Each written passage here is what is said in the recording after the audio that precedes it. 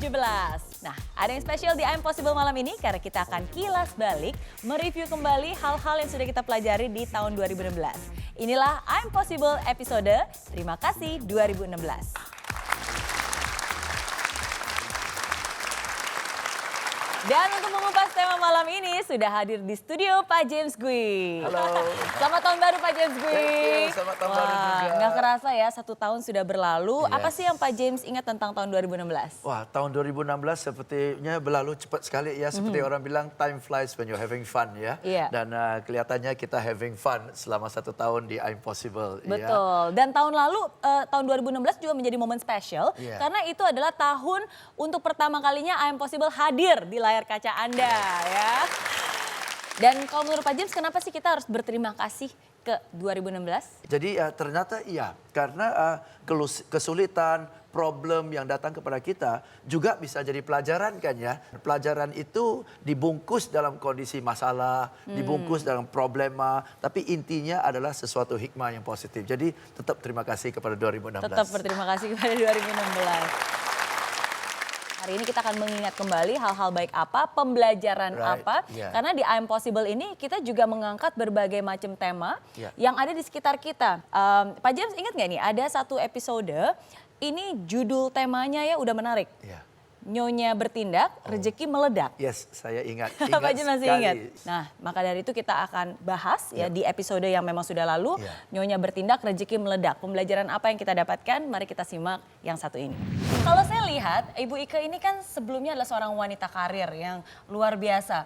Tapi setelah menikah, memiliki anak, akhirnya memutuskan untuk meninggalkan karirnya di prestasi yang paling tinggi, paling puncak, hanya untuk membesarkan anak. Apa yang membuat Ibu mengambil keputusan itu? Saya tergolong memang sangat workaholic. Senang bekerja, bisa besok melahirkan, malamnya masih meeting. Satu hal yang saya putuskan dan keputusan ini sangat tidak mudah, itu karena anak. Jadi buat saya anak itu adalah anugerah terindah yang Tuhan berikan, yang Tuhan titipkan kepada kami sebagai orang tua. Yang tadinya kita ada di titik sangat comfort, ada di comfort zone, hilang semua. Pada saat itu saya cuma bisa menyalahkan. Buat saya seorang suami itu adalah yang harus memberikan materi kepada keluarganya, kepada istri dan anaknya. Saya langsung merasa, saya istri yang hanya bisa meminta, istri yang hanya bisa menyalahkan.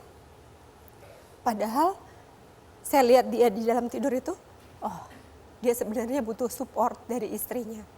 Awalnya sih kita masih ada di titik gengsi, gengsi luar biasa.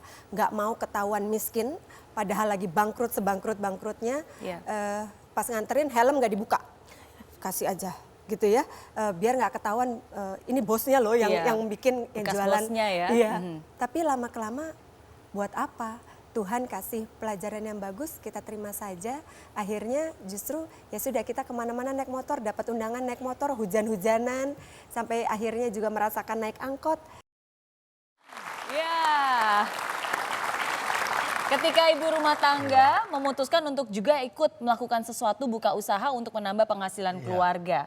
Bukan sesuatu yang mudah. Yes. Tapi ternyata mudah. bisa ya Pak James? Tidak mudah. Dan dari sana saya mau gambarkan sesuatu ya. Inilah yang terjadi dalam kehidupan sehari-hari ya. Awal-awalnya karir mereka bagus, suami istri karirnya bagus ya.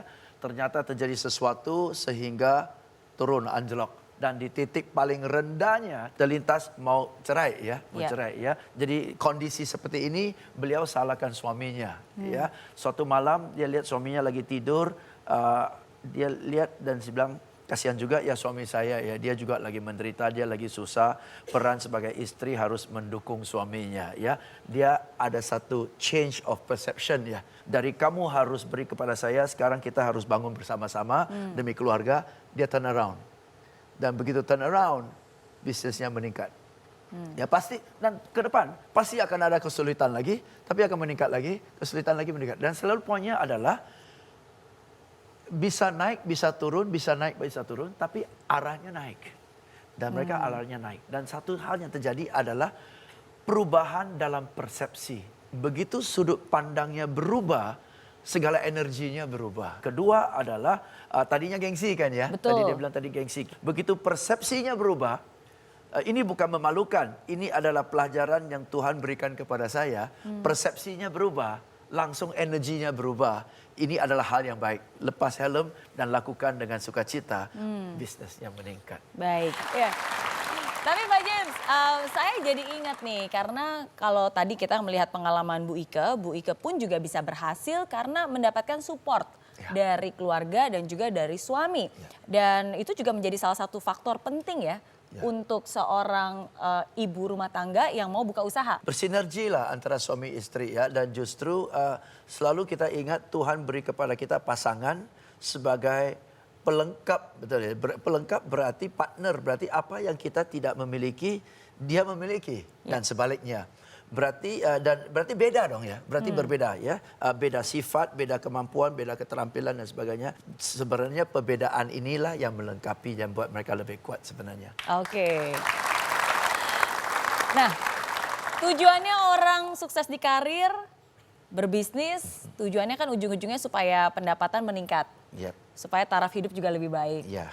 Tapi sebenarnya itu nggak menjamin ya Pak James, Belum karena tentu. banyak juga orang yang uangnya banyak, penghasilannya banyak, tapi hutangnya juga banyak. Oh iya. Nah, I'm Possible juga sempat membahas tentang hutang. Oh ya. Jadi waktu itu temanya kalau nggak salah gali lubang, tutup lubang. Yes. Ya. Ya, Nah, iya. kita saksikan yang satu ini.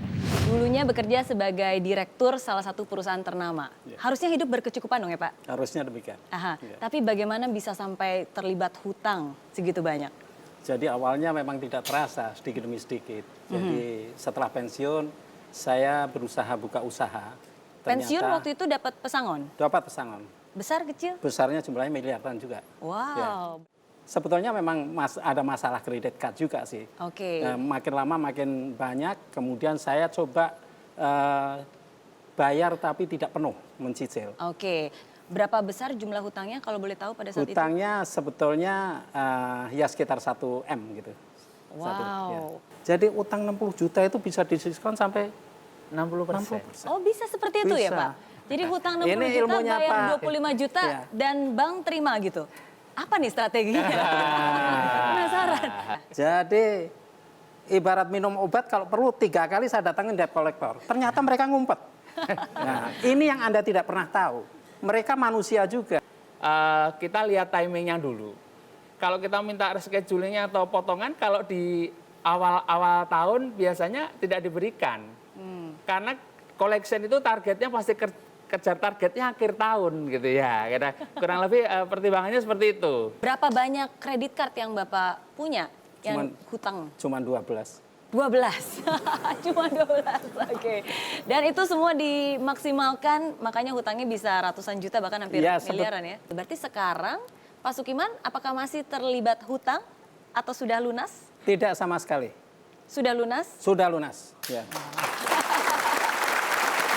12 kredit cardnya Pak James. 12. Dan gak kerasa, 1 hutang, 2 hutang, akhirnya ya itu berlebihan. Iya, 1 kredit card dipakai untuk tutupi lubang yang sebelumnya ya. Benar Iya. ya. Dan saya ingat sih ada 3 pembelajaran yang saya sendiri juga dapatkan lewat pengalaman Pak Sukiman. Pertama itu adalah kita harus bisa mengakui kesalahan. Yes. Mengakui bahwa ini adalah cara hidup yang salah, kurang benar. Nah yang kedua, tapi bukan hanya mengakui kesalahan, kita juga harus meminta bantuan. Iya. Nah jadi pada saat itu dia juga tidak sendiri, Iya. tapi kita datangkan juga Pak Iwan Pak Hartawan. Ya, Pak Iwan Hartawan, pakar utang. Pakar utang, pakar pembebas hutang. Yes. Dan yang ketiga, bukan hanya meminta bantuan, tapi kita juga harus bisa membentuk kebiasaan yang baru. Ya. Supaya ya cash flow-nya juga lebih baik lagi. Dan beliau benar-benar bentuk kebiasaan yang baru ya, sampai bahkan AC yang ada di kamar pun dicopotin supaya hemat listrik ya. Ada satu pola yang saya lihat dari Ibu Ike dan Pak Sukiman yang mungkin kita bisa sampaikan. Oke, Ya, saya mau gambarkan ya. Ya. Now, ini adalah problem dan semua orang punya problem ya. Dalam contoh Ibu Ike tadi punya problem, contoh Pak Sukiman juga punya problem ya. Dan mereka harus ada solusi untuk bisa menyelesaikan problemnya ya. Ibu Ike solusinya adalah dia pikirkan solusi ya. dia pikirkan solusinya dan solusinya adalah hobinya memang masak brownies ya. Dan dari sana dia gunakan hobinya untuk jadikan usaha ya. Pak Sukiman sebaliknya ya. Dia tidak punya kemampuan untuk selesai dan lunaskan 1 miliar itu. Sama sekali nggak tahu bagaimana caranya. Maka dia tidak pikirkan, semakin pikir akan semakin stres. Ya. Maka beliau cari. Ya. Beliau cari solusi. Dan cari solusi itu bisa who dan bisa where. Ya, di manakah bisa saya temukan solusinya. Dan dalam contoh beliau temukan orang yang bisa bantu dia karena orang itu tahu caranya. Yang ada problem selalu solusinya yang kuncinya. Dan untuk dapatkan solusi ada 2 cara. Satu pikirkan, kedua cari. Dan selalu saya usulkan lebih gampang cari solusi. Antara cari dan pikir dua-duanya juga bisa sebenarnya ya? Dua-duanya bisa, namun saya lebih anjurkan yang cari. Karena cari lebih proven ya. Kita cari dari orang yang sudah tahu. Daripada pikir sendiri Daripada pikir sendiri. Dan kuncinya adalah kalau ada problem, jangan fokus ke problemnya. Oh, terus fokus kemana? Fokus ke solusi. Oke. Ya kan? Kalau fokus ke problem kan bikin tambah stres. Kalau fokus ke solusi, lebih tergairah ya. Iya. Iya. Itulah I'm Possible ya Pak James, karena kita ngebahas bukan hanya usaha untuk bisa mendatangkan uang yang banyak, tapi juga kita ajarkan bagaimana cara pengelolaan uang yang baik sehingga juga nggak terlibat dengan hutang. Dan bukan hanya ngomongin tentang karir dan keuangan, tadi Pak James juga bilang ada satu hal lagi yang juga penting, yaitu keluarga. Keluarga, karena kekayaan yang paling berharga di hidup ini salah satunya adalah keluarga. Apa pembelajaran yang kita dapatkan dari tahun 2016? Khususnya tentang keluarga, jangan kemana-mana. I'm Possible, terima kasih 2016 akan kembali setelah jeda berikut. Dari Impossible jadi I'm Possible. Dan of course, urus 11 anak dengan kepribadian yang berbeda itu sangat-sangat tidak mudah.